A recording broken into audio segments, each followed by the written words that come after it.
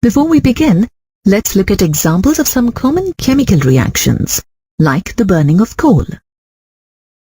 When coal is burnt, the chemical energy stored in the molecules is released as heat or thermal energy. Another example is that of burning of fuel in a car engine. When the fuel burns in an engine, it converts the chemical energy to mechanical energy, propelling the car to move along the road. In both the examples, chemical energy, that is the energy stored in the bonds of atoms and molecules, is converted to other forms of energy.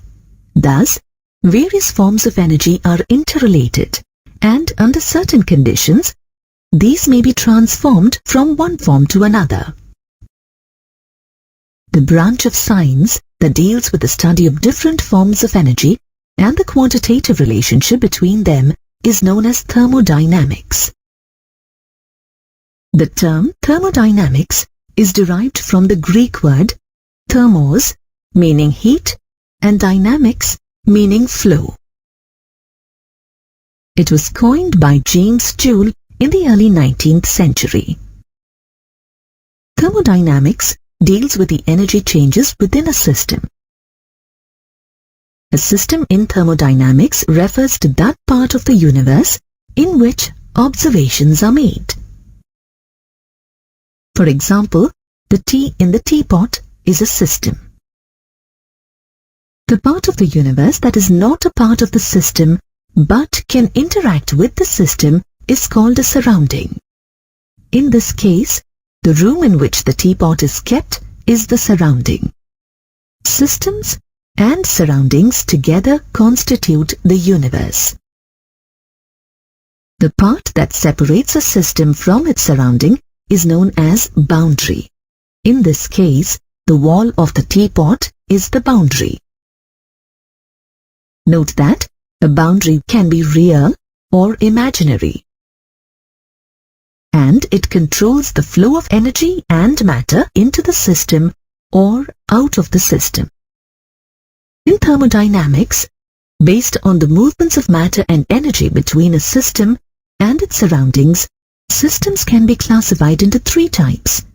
These are open system, closed system, and isolated system. Let's look at each system. A system is said to be open if it can exchange both energy and matter with its surroundings. For example, tea becomes cold when left open for some time in a container as a result of exchange of energy with the surroundings. At the same time, some amount of tea escapes from the cup as vapor. This is because of exchange of matter with the surroundings. Hence, this is an example of an open thermodynamic system. A system which permits the exchange of energy but not the exchange of matter across the boundary with its surroundings is called a closed system. For example, if tea is kept in a closed steel teapot, it takes some time to cool down. This indicates that energy is exchanged with the surroundings. However, as vapor cannot escape from the container, no exchange of matter is possible. Hence, this stands as an example for a closed thermodynamic system. A system that can exchange neither energy nor matter with its surroundings is called an isolated system. For example, the tea kept in a thermos flask remains hot and the vapor also doesn't escape out. This is because neither matter nor energy can be exchanged with the surroundings. Hence, this is an example of an isolated thermodynamic system. You have learned that a system is a part of the universe in which observations are made. In order to make these observations, it is important that we know the state of the system. By state of a system, we mean the condition of the system in terms of measurable, macroscopic properties such as temperature T, pressure P, and volume V, to name a few. The first state of the system, that is, the state before the change, is called the initial state, and the last state, that is the state after the change, is called the final state. As a change in the magnitude of these properties changes the state of a system, these properties are called state variables or state functions. In other words, properties whose values depend only upon the initial and final states of the system and are independent of the manner in which the change is brought about are called state functions. Macroscopic properties, on which the state of a system depends, are further divided into extensive properties and intensive properties. Extensive properties are properties that depend upon the quantity of the matter contained in a system. Examples of extensive properties are mass, volume, and heat capacity. For example, 200 milliliters of water takes up more volume than 100 milliliters of water. Intensive properties are properties that are independent of the amount of the substance present in the system. Some examples of intensive properties are temperature, pressure, freezing point, and boiling point. For example, boiling point is an intensive property because whatever be the quantity of water, it always boils at 100 degrees Celsius. When the state of a system changes, it implies that some thermodynamic process has occurred on the system, and energy has been either added to it or removed from it. The energy stored within a substance or a system is known as the internal energy of the system. In other words, internal energy is the sum of all the possible kinds of energy of a system. Internal energy is represented by capital U.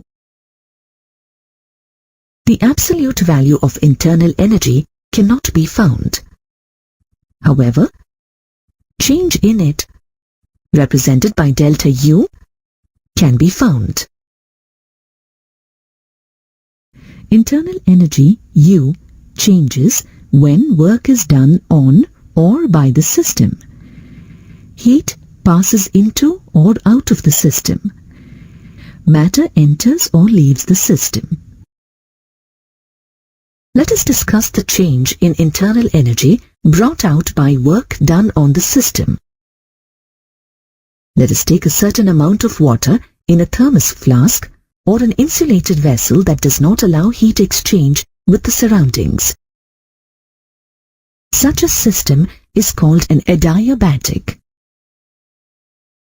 The state of such a system changes without an exchange of heat, and thus the process is called an adiabatic process. In other words, delta Q is equal to 0. We can bring a change in internal energy in a system by two ways. In the first method, internal energy can be increased by doing some mechanical work. For example, by churning the water. Let UA be the initial internal energy of the system at temperature TA. After churning, internal energy changes to UB as temperature increases to TB. Thus, the change in internal energy is given by delta U is equal to UB minus UA. In the second method, internal energy can be increased by the same amount by doing electrical work. In this, an immersion rod is kept in water and the temperature before and after is measured. We find the change in temperature as Tb minus Ta. Hence, the change in internal energy, delta U, equal to Ub minus Ua. Thus, internal energy changes to the same extent either by doing mechanical work or electrical work, which indicates that it is independent of the manner in which the change is brought about. Therefore, internal energy is a state function. If work is done on the system, then U increases and W is considered as positive. On the other hand, if work is done by the system, then U decreases and W is considered as negative. A change in internal energy can also be brought out by the transfer of heat. Heat transfer takes place from the system to the surroundings, or vice versa. The exchange of energy due to temperature difference is called heat Q. Therefore, delta U is equal to Q. Q is positive if heat transfers from the surroundings to the system, and negative if heat transfers from the system to the surroundings. If heat transfers from the surroundings to the system, then internal energy increases, and hence Q is considered as positive. On the other hand, if heat transfer takes from the system to the surroundings, then internal energy decreases. That is, Q is negative.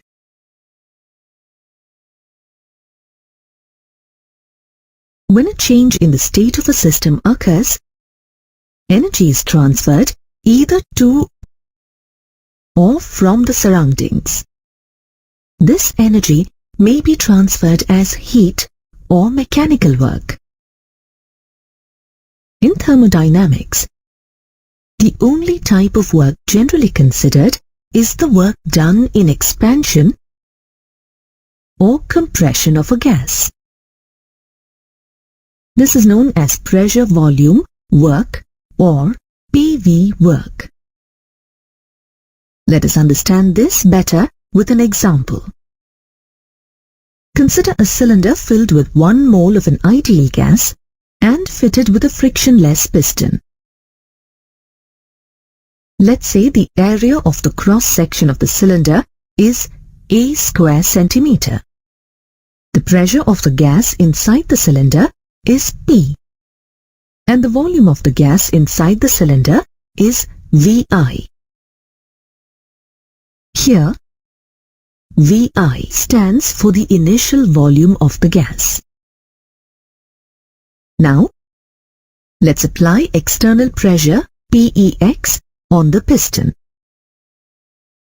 If the external pressure PEX is greater than the internal pressure P, then the piston moves inwards until the pressure P inside the cylinder becomes equal to the external pressure PEX. Let this change be achieved in a single step. At this stage, the final volume of the system is represented by Vf, and the distance that the piston is moved is represented by L.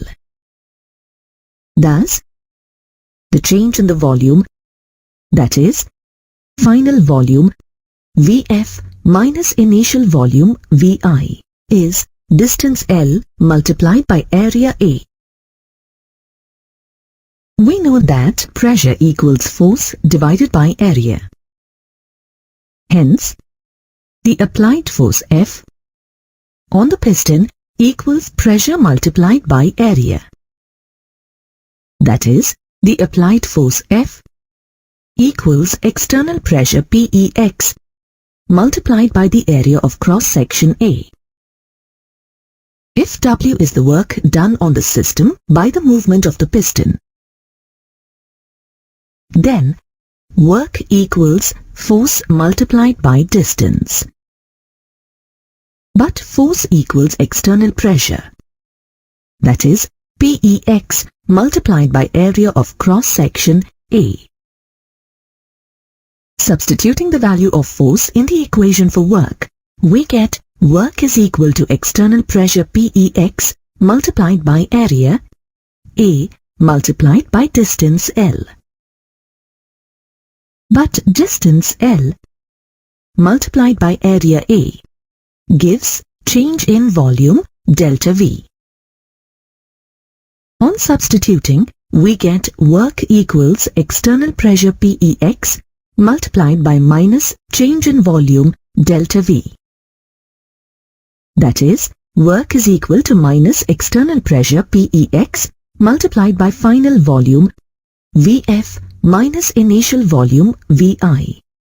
The negative sign is added in the expression to obtain the conventional sign for W. According to the latest SI conventions, W is taken as positive if work is done on the system, that is, the work of compression. And W is taken as negative if the work is done by the system, that is, the work of expansion.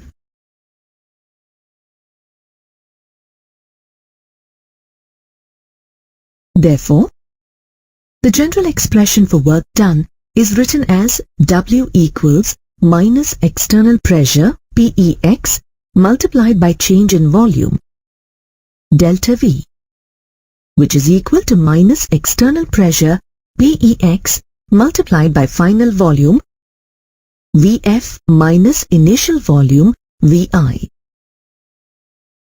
The expression of work applies for both expansion and compression of a gas. If the gas expands, VF will be greater than VI. Then, we can say that work is done by the system. Hence, the value of work done will be negative. Similarly, if the gas compresses,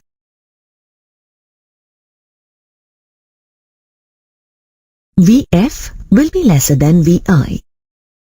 On substituting the values of volume in the equation of work, we get a negative volume. When this negative value is multiplied with the negative external pressure, the resultant work is positive. Then we can say that work is done on the system. If the pressure is not constant and changes in finite numbers of steps for every stage of compression, then the work done is calculated as W equals minus the summation of pressure multiplied by change in volume. When these values are plotted on a graph, the work done on the gas is visible in the shaded area. However, if the pressure is not constant and varies such that it is always infinitesimally greater than the pressure of the gas at each stage of compression, the volume decreases by an infinitesimal amount dV. Then, work is equal to minus F integral of external pressure PEX multiplied by infinitesimal change in volume dV. If gas expands, then the external pressure is always less than the pressure of the system. Thus, PEX at each stage is equal to the difference between the internal pressure P and infinitesimal change in pressure of the system dP. If gas is compressed, then the external pressure is always greater than the pressure of the system. Thus, the PEX at each stage is equal to the sum of the internal pressure P and infinitesimal change in pressure dP.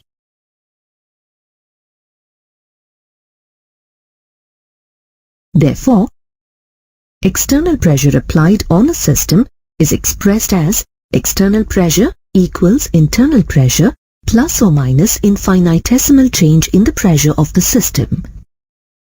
This is known as reversible process. Thus, a reversible process is one that takes place infinitesimally slowly and the direction of which at any point can be reversed by an infinitesimal change in the state of the system. In a reversible process, the system is in equilibrium in the initial, final,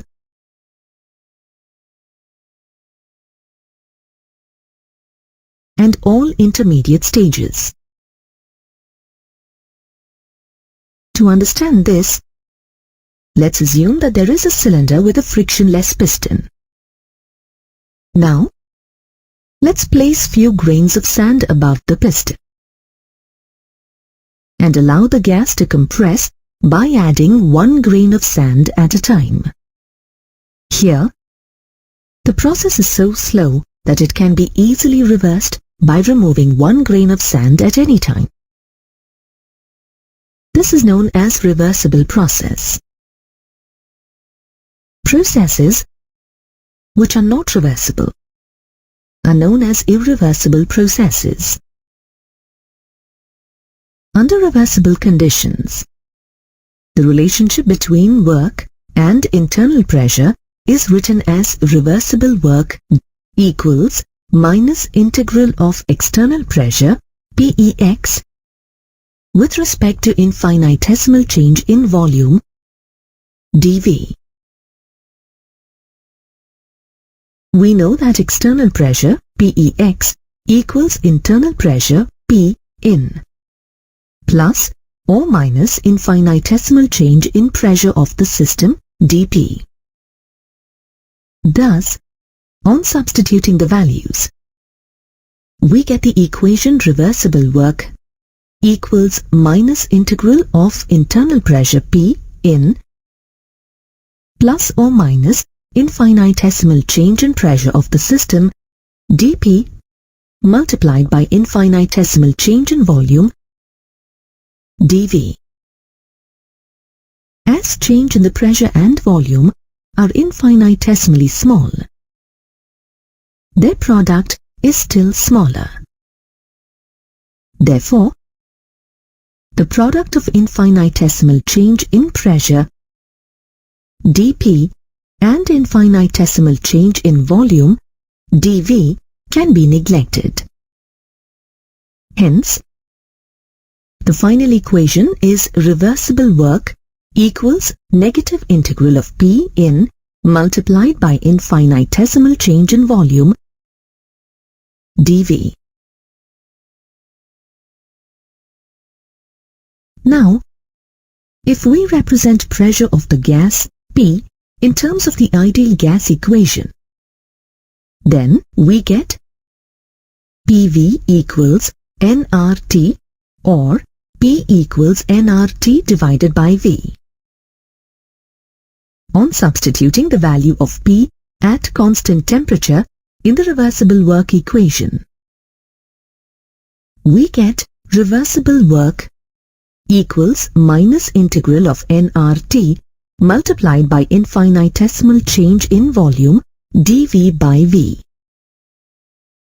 Integrating and applying limits as Vi for initial volume and Vf for final volume, we get reversible work W rev is equal to minus nRT ln final volume Vf divided by initial volume Vi. On converting natural logarithm to base 10, we get reversible work W rev equals minus 2.303 nRT log Vf by Vi. If the gas expands in vacuum, external pressure Pex being 0 in the expression W is equal to minus Pex multiplied by delta V, W becomes 0. This is known as free expansion. No work is done during the free expansion of an ideal gas, whether the process is reversible or irreversible.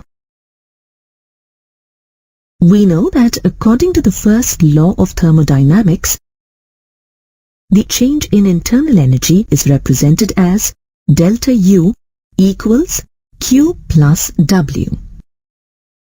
On substituting the value of W in the above equation, we get delta U equals Q plus minus PEX multiplied by delta V. If the process is carried out at constant volume, delta V is 0. Therefore, work done is also 0. Hence, at constant volume, delta U equals QV, where QV is heat supplied at constant volume. We have learnt that if a process is carried out at constant volume, then the heat content is the same as the internal energy as no work is done. But most of the chemical reactions are carried out at constant pressure and not at constant volume. When a reaction is performed under constant pressure, then it may involve change in the volume. The energy change occurred during such reactions may not only involve change in internal energy but also do some work. To understand this, assume a chemical reaction occurring at a constant pressure. Let us assume that the reaction is exothermic and also involves gaseous substances. When the reaction proceeds at constant pressure, two possibilities arise. One possibility is that if the reaction is carried out with increase in volume, then the system has to expand against atmospheric pressure and energy is required to perform this act. As some of the energy has to be utilized for this purpose, the heat evolved in this case would be a little less than the heat evolved at constant volume conditions. The other possibility is that if the reaction is carried out with decrease in volume at constant pressure, then the work is done on the system and heat evolved would be greater than the heat evolved at constant volume. Thus, it can be concluded that heat changes occurring at constant pressure and temperature are not only due to change in internal energy but also due to expansion or contraction against the atmospheric pressure. Hence, the scientists felt the need to study the heat changes at constant pressure and temperature.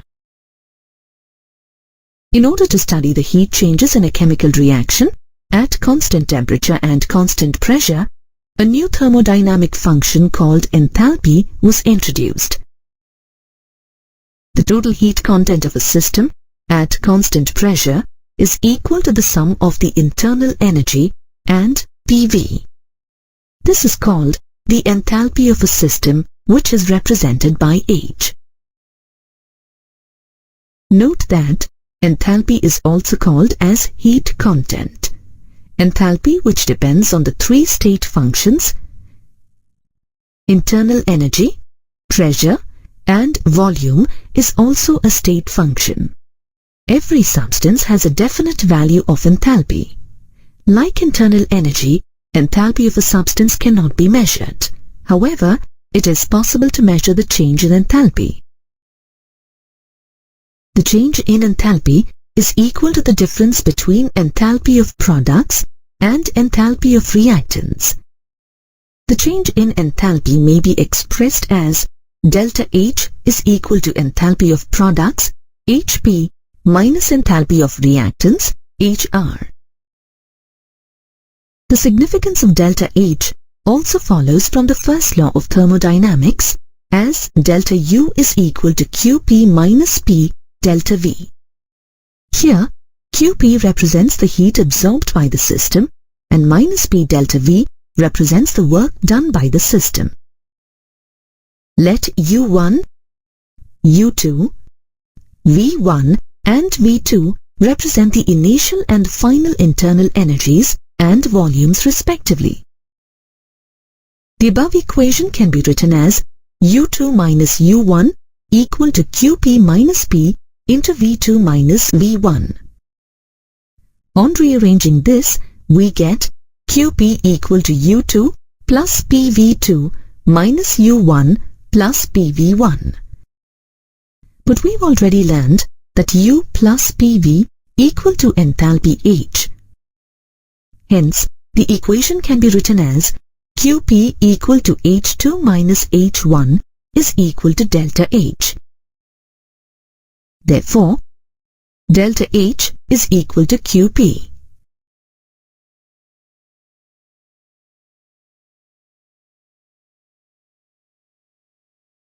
For finite changes at constant pressure, we can write the equation as delta H is equal to delta U plus delta PV.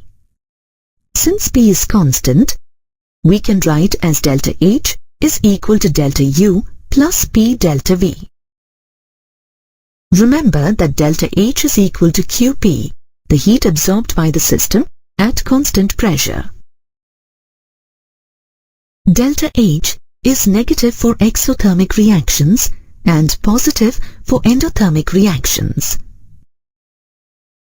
Let's now look at the relation between delta H and delta U. When we deal with solids and liquids, the difference between the change in internal energy, delta U, and enthalpy, delta H, is not significant. This is because solids and liquids do not show significant change in the volume when heated. Thus, if change in volume, delta V, is insignificant, it implies that change in enthalpy, delta H, equals change in internal energy, delta U. The difference between the change in internal energy and enthalpy becomes significant when gases are involved in the reaction. Let's consider a chemical reaction occurring at constant temperature, T, and constant pressure, P. Now, let's say that the volume of the reactants is VA and the number of moles in the reactants is Na. Similarly, the volume of the products is VB and the number of moles in the product is NB. We know that according to the ideal gas equation, PV equals nRT. Thus, for the reactants, PVA equals NART, and for the products, PVB equals NBRT. Thus, PVB minus PVA equals NBRT minus NART, or PVB minus VA is equal to NBRT minus NART, or PVB minus VA equal to NB minus NART. That is, pressure P multiplied by change in volume, delta V equals change in number of moles of gas, delta N GRT. Note that delta N is the number of moles of gaseous products minus number of moles of gaseous reactants. We learned that change in enthalpy delta H equals change in internal energy delta U plus product of pressure P and change in volume delta V. On substituting the values, we get change in enthalpy delta H equals change in internal energy delta U plus change in number of moles of gas delta N GRT. This relation helps us in calculating the change in enthalpy from change in internal energy and vice versa. Now let's learn about heat capacity. The capacity to absorb heat energy and store it is known as the heat capacity of a system. The heat absorbed by the system appears as rise in temperature.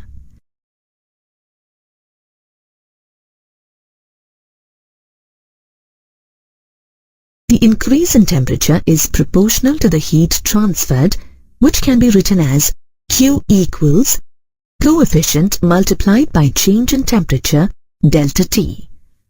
Note that the value of the coefficient depends on the size, composition, and nature of the system. The equation can also be written as Q equals C multiplied by delta T, where C is called the heat capacity of the system. If Q calories is the heat absorbed by the system and the temperature rises from T1 to T2, the heat capacity C is given by the expression C equal to Q by T2 minus T1. Thus, heat capacity is defined as the amount of heat required to raise the temperature of the system by 1 degree at a specified temperature. The specific heat capacity is the quantity of heat required to raise the temperature of unit of mass of a substance by 1 degree Celsius or by 1 Kelvin.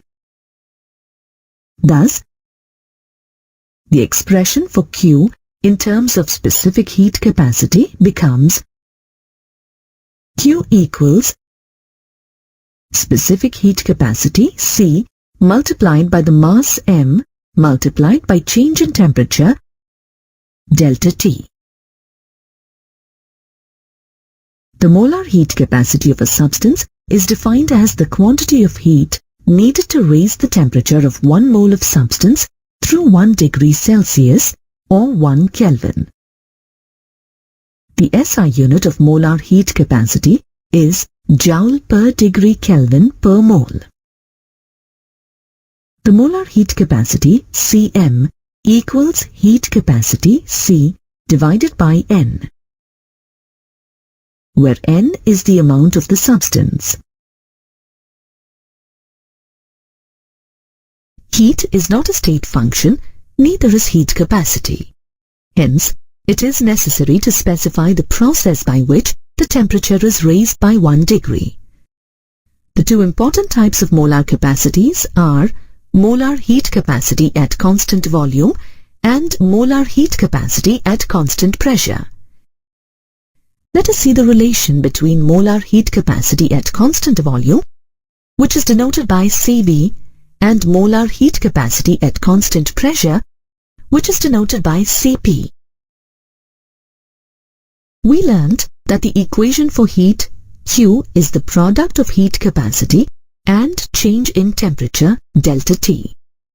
Therefore, at constant volume, heat Qv equals product of heat capacity at constant volume, Cv, and change in temperature delta T. But the heat absorbed at constant volume is equal to change in internal energy. Thus, Cv into delta T can be written as equal to delta U.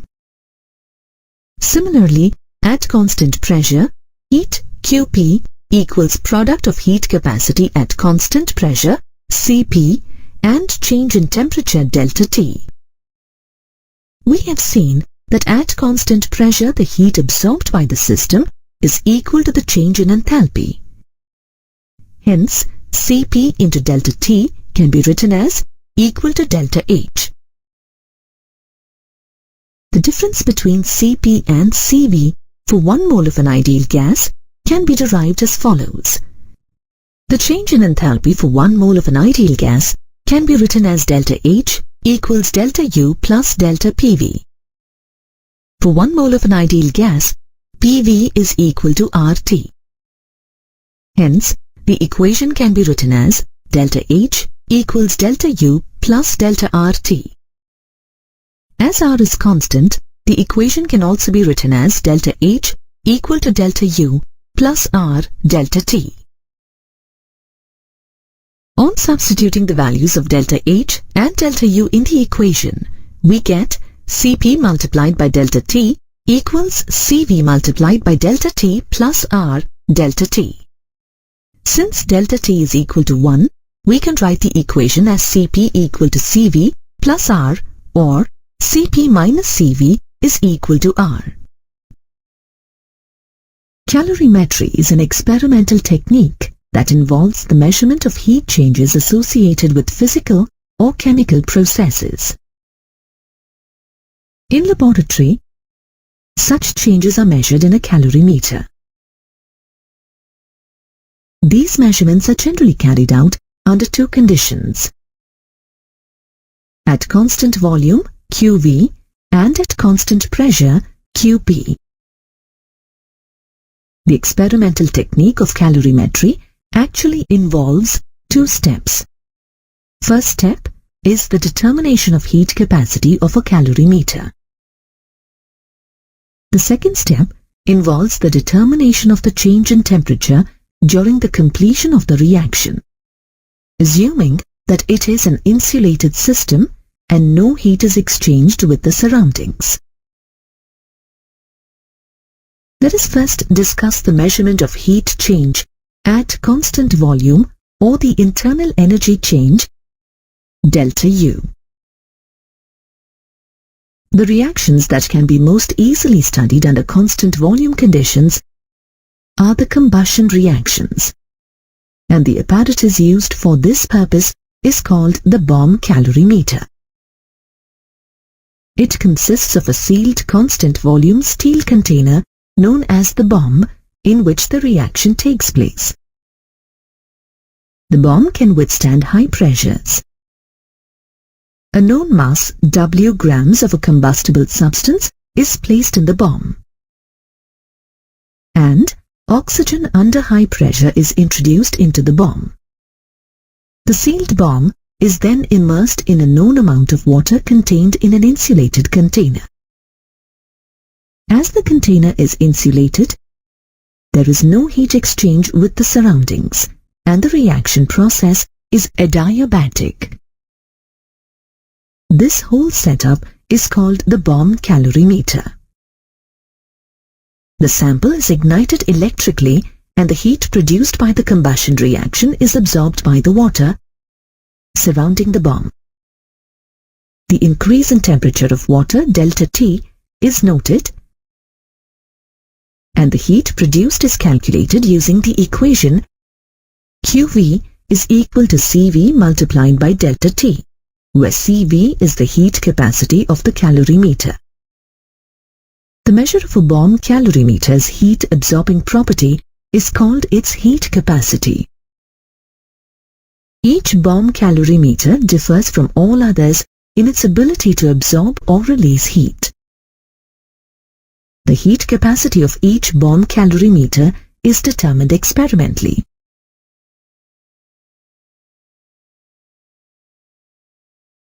Heat capacity of the calorimeter is determined separately by igniting a known amount of a substance, whose heat of combustion is already known, in the same calorimeter. And CV is equal to C multiplied by M, where C is the specific heat of water and is equal to 4.184 joules per Kelvin per gram, and M is the mass of water. Actually, heat capacity of the calorimeter or the system is the sum of heat capacity of the bath, that is, water, and the heat capacity of the bomb, that is, the metal. Water has high value of heat capacity as compared to the metal of the bomb. Thus, heat capacity of the metal is neglected, and the heat capacity of the calorimeter is taken as the heat capacity of only the bath. This QV expressed above is the heat evolved when combustion of W grams of the substance takes place. Since heat of combustion is defined as the combustion of 1 mole of a substance, therefore, the expression for molar heat of combustion becomes molar heat of combustion is equal to CV multiplied by delta T multiplied by M by W, where W is the mass of the substance taken and M is the molecular weight of that substance. As the above reaction is carried out in a closed vessel, therefore, heat evolved is the heat of combustion at constant volume and is a measure of internal energy change, delta U. Let us now measure the heat changes at constant pressure. To measure the heat changes at constant pressure, a device known as a coffee cup calorimeter is used. These calorimeters are open to the atmosphere, so these measure heat changes at constant pressure. This calorimeter is a foamed polystyrene cup partially filled with a known volume of water and fitted with a stirrer and a thermometer inserted through the lid of the cup. When a reaction occurs in the coffee cup calorimeter, the heat change is measured in terms of the change in the temperature of the system. Heat flow in the system is calculated by using the relation Qp is equal to specific heat multiplied by m multiplied by delta T, where Qp is the heat flow in the system, m is the mass of water in the coffee cup in grams, and delta T is the change in temperature. Specific heat of water is taken as 4.184 joules per Kelvin per gram. Therefore, the formula for calculating molar enthalpy delta H substance is delta H is equal to m multiplied by specific heat of water multiplied by delta T divided by n, where n is the number of moles of the reacting substance in the system. It is important to note that when heat is absorbed or evolved by the system at constant pressure, we are actually measuring changes in the enthalpy. Therefore, delta H is equal to Qp. In an exothermic reaction, heat is evolved and the system loses heat to the surroundings. Therefore, Qp as well as enthalpy change delta H is negative. Similarly, for an endothermic reaction, heat is absorbed by the system from the surroundings, and therefore Qp as well as the enthalpy change delta H will be positive.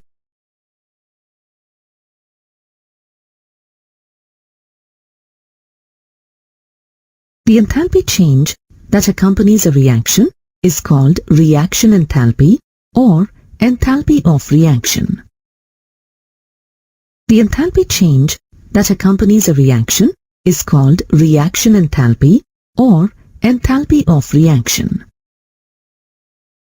The enthalpy of a reaction is defined as the amount of heat evolved or absorbed in a chemical reaction when the number of moles of the reactants as expressed in the chemical equation have completely reacted. Enthalpy change of a reaction is denoted by delta RH. Enthalpy of a reaction is expressed as the summation of enthalpies of products minus the summation of enthalpies of reactants, where AI and BI are the stoichiometric coefficients of the products and reactants respectively in the balanced chemical equation. For example, the enthalpy changes for the reaction of 1 mole of methane with 2 moles of oxygen forming 1 mole of carbon dioxide and 2 moles of water may be represented as follows.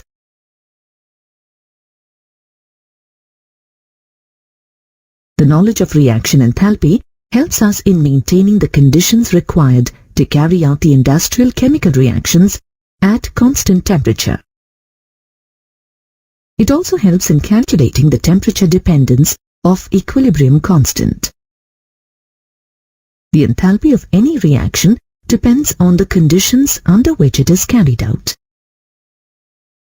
Thus, it's difficult to compare the enthalpy reaction value for different reactions. To overcome this problem, the values of delta H for different reactions are expressed at their standard state conditions. The standard enthalpy of a reaction is the enthalpy change accompanying the reaction when all the reactants and products are taken in their standard states.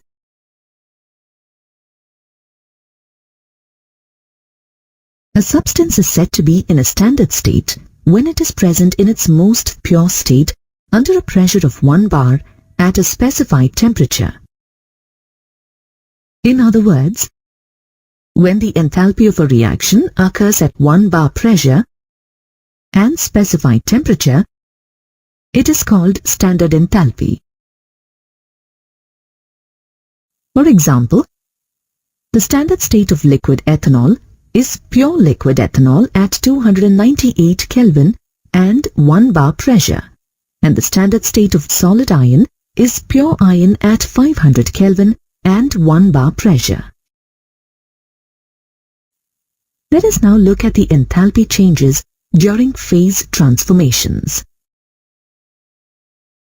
We know that the intermolecular forces in the 3 states of matter are different.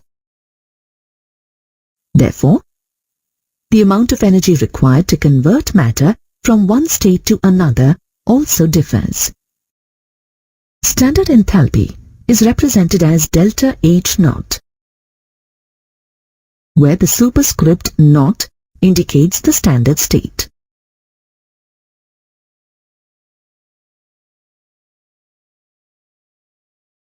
The process by which matter is converted from one state into another is known as phase change or phase transition. The enthalpy or heat changes accompanying these phase changes are enthalpy of fusion, enthalpy of vaporization, and enthalpy of sublimation. Let's look at each type in detail. Standard enthalpy of fusion is the enthalpy change accompanying the melting of 1 mole of a solid substance in standard state into its liquid state. It is also called as molar enthalpy of fusion and is represented as delta fusion H naught. For example, the amount of heat required to melt 1 mole of ice at 273 Kelvin is 6 kilojoules. Thus, we can say that the molar enthalpy of fusion of ice is plus 6 kilojoules per mole. As the melting of a solid is an endothermic process, all enthalpies of fusion are positive. We know that freezing is the reverse of fusion. Thus, the enthalpy of freezing, also known as enthalpy of solidification, is the same as enthalpy of fusion, except that it has the opposite sign, that is, a negative sign. Now let's look at the enthalpy of vaporization. The amount of heat required to convert 1 mole of a liquid into its vapor state at constant temperature and under standard pressure is called its standard enthalpy of vaporization or molar enthalpy of vaporization. For example, the amount of heat required to convert 1 mole of water into vapor at temperature 373 Kelvin is 40.79 kilojoules. Thus, the molar enthalpy of vaporization of water is plus 40.7 kilojoules per mole. We know that condensation is the opposite of vaporization. Thus, the enthalpy of condensation has the same value as the enthalpy of vaporization, except that it has the opposite sign, that is, the negative sign. Now, let's look at the enthalpy of sublimation. Sublimation is a process in which a solid changes directly into vapor state without any intermediate liquid state. Enthalpy of sublimation is defined as the enthalpy change accompanying the conversion of 1 mole of a solid directly into vapor phase at constant temperature and under standard pressure. For example, the amount of heat required to sublime 1 mole of iodine is 62.4 kilojoules. Thus, we can say that the molar enthalpy of sublimation of iodine is plus 62.4 kJ per mole. The magnitude of the enthalpy change in phase transformations depends on the strength of the intermolecular interactions between the molecules in the substance undergoing phase change. For example, it requires about 40.79 kilojoules of energy to vaporize 1 mole of water, while it requires only 29 kilojoules of energy to vaporize 1 mole of acetone. This can be explained in accordance to the fact that the water molecules are held together in the liquid state through hydrogen bonding, while the acetone molecules are held together only through weaker dipole-dipole interactions. Thus, it requires less heat to vaporize 1 mole of acetone than 1 mole of water.